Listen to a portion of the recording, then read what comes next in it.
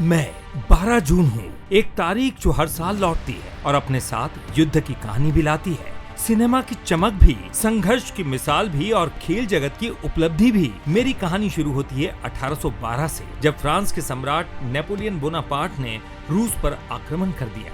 उन्हें विश्वास था कि उनकी सेना एक और बड़ी जीत हासिल करेगी, लेकिन ये अभियान आगे चलकर उनके साम्राज्य के पतन की बड़ी वजह बना। फिर आया 1935, जब भारतीय सिनेमा को मिली एक ऐसी अभिनेत्री जिसने अपनी अदाकारी से दर्शकों के दिलों पर राज किया। मशहूर अभिनेत्री श्यामा का जन्म हुआ। उन्होंने हिंदी सिनेमा को कई यादगार फिल्में दी और अपनी अलग पहचान बनाई। फिर आया 1964, जब दक्षिण अफ्रीका में नस्ल भेद के खिलाफ संघर्ष कर रहे नेता नेल्सन मंडेला को सरकार के खिलाफ साजिश रचने के आरोप में उम्र कैद की सजा सुनाई गई, लेकिन जेल की सलाखें उनके विचारों और संघर्ष को रोक नहीं सकी और आगे चलकर वो दक्षिण अफ्रीका के राष्ट्रपति बने। फिर आया 1998, जब भारत और पाकिस्तान के परमाणु परीक्षणों के बाद दुनिया के प्रमुख औद्योगिक देशों के समूह G8 ने दोनों देशों को कर्ज नहीं देने का फैसला किया। ये फैसला दुनिया की राजनीति और कूटनीति में काफी चर्चा का विषय बना। और फिर 2016, जब भारतीय बैडमिंटन स्टार साइना नेहवाल ने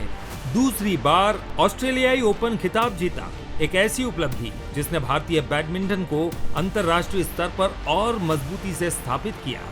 मैं 12 जून हूँ, हर साल आता हूँ, कभी युद्ध और साम्राज्यों की कहानी लेकर, कभी संघर्ष और साहस की, तो कभी उन उपलब्धियों की याद दिलाने जिन्होंने इतिहास के पन्नों पर अपनी अमिट छाप छोड़ी। क्योंकि तारीखें सिर्फ गुजरती नहीं, वो इतिहास बनाती है।